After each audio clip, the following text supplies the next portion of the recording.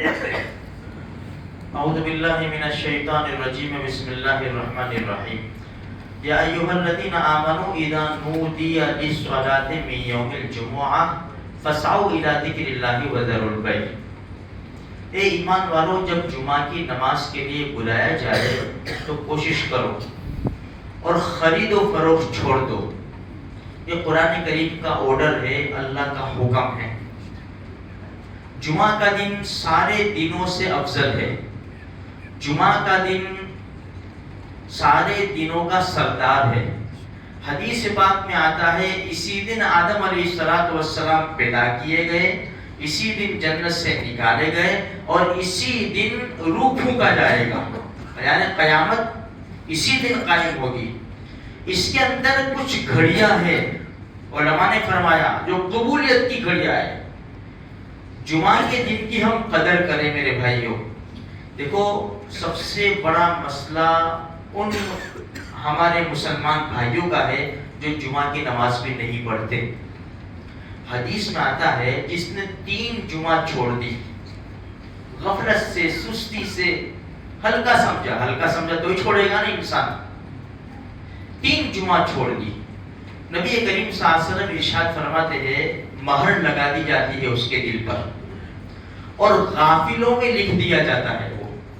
اس کا مطلب یہ نہیں کہ کافر ہو گیا وہ، ہمارے وہاں مشہور ہے نا بھائی 3 جمعہ جس نے نہیں پڑھے وہ کافر ہو گیا، نہیں ایسا نہیں ہے۔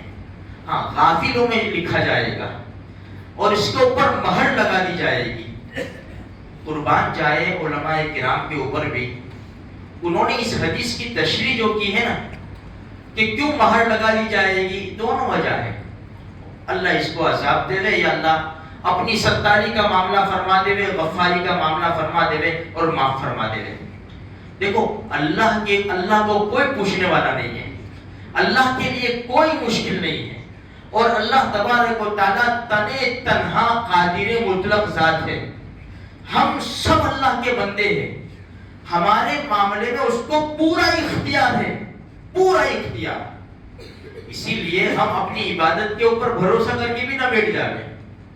بھئی ہم ماں کے پیٹ سے پیدا ہوئے، قبر کی پیٹ میں جانے تک سجدے میں گزار دے نا، پھر بھی اس کی نعمتوں کا شکر ادا ہم سے نہیں ہوا۔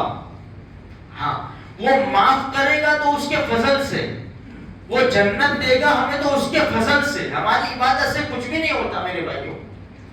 بہت بڑے اللہ والے تھے، میں نام بھول گیا، بہت بڑے عالم، انہوں نے بہت ساری کتابیں لکھی ہوئی، یہ سب کچھ۔ تو قیامت کے دن کسی نے پوچھا کہ بھائی کیا ہوا، تو کہا کہ مجھے لایا گیا اور مجھے پوچھا گیا کہ کیا ہوا تیرے ساتھ، کہ میرے ذہن میں یہ تھا کہ میں نے بہت ساری حدیثیں لکھی، بہت ساری نمازیں پڑھی، تہجد پڑھی، یہ پڑھا ہے، وہ کچھ کام آئے گا؟ مجھے کہا کچھ بھی کام نہیں۔ تو کیا ایک نیکی ہے تمہاری ہمارے پاس، تم جب لکھ رہے تھے حدیث یا کتاب جو بھی کچھ لکھ رہے تھے، مکھی آئی اور انک سائن پینے بیٹھ گئی تو تم نے اس کو روک لیا، آگے تم چلے نہیں۔ جب اس نے پی لیا، اس کا پیٹ بھر گیا، وہ اڑ گئی۔ تم نے ہماری مخلوق، چھوٹی سی مخلوق کے اوپر رحم کرا، جاؤ ہم تمہارے اوپر رحم کر کے تمہیں معاف کر دیتے۔ تو میرے بھائیوں، اللہ تو رحمت خداوندی بہانہ میں جو ہے، اللہ کی رحمت تو بہانہ تلاش کرتی ہے۔ اسی لیے کسی کو برا مت سمجھو۔ بھائی اگر کسی آدمی نے چوری کر لی، کسی نے کوئی گناہ کا کام کر لیا، ہم نے دیکھا، تو دنیا والے کیا سمجھتے ہیں؟ یہ چور ہے، یہ گنہگار ہے۔ وہ ہو سکتا ہے اسی رات اس نے توبہ کر لی ہو اور اللہ نے اس کو معاف کر کے اپنا محبوب بنا لیا ہو، اور ہم کہے کہ چور ہے اور فرشتے کہے کہ اللہ کا محبوب ہے۔ اس لیے میرے بھائیوں، ہم بھی کوئی کم نہیں ہیں۔ حقیقت بات یہ ہے، ہم اپنے گریبان میں جھانک کر دیکھتے نہیں ہیں، ورنہ ہمارے بھی لالے پڑے ہوئے ہیں۔ بس اللہ تبارک و تعالیٰ سے دعا ہے کہ اللہ تبارک و تعالیٰ نیک اعمال کے ہمیں توفیق نصیب فرما دے، ہمیں جمعہ کی قدر کرنے کی توفیق دے دے۔